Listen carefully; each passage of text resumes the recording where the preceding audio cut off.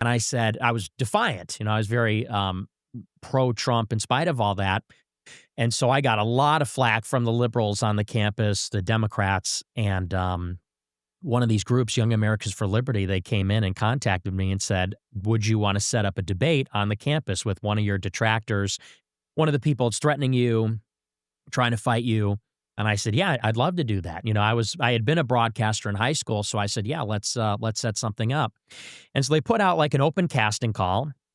They contacted a bunch of the people that had been talking trash about me, and they said they'd like to set up this debate, and they found the student body president. He was like a senior, and he was like some Democrat socialist or something, and I didn't even know the guy. But they set up this live event, and like 300 students came to it. It was like a big deal. And actually, someone Cassie Dillon, who's now known as Cassie Akiva. At that time, she was a fellow at Daily Wire. She was like, I guess she was working there temporarily. They had taken her to Israel. She had been there a few times, and she was studying at Mount Holyoke in Western Massachusetts. And she was involved with some of the campus groups, so she went to the event. And she live streamed it on Periscope at that time. And I didn't even know her. I had heard about her. I had seen her on Twitter. And when the debate finished, she came up to me and she said, oh my gosh, I just streamed that. You had 30,000 people watching.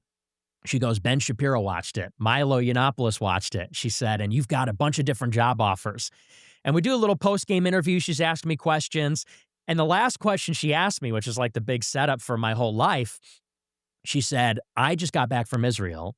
She said, would you ever take a trip to Israel? Because I think you'd love it and so on.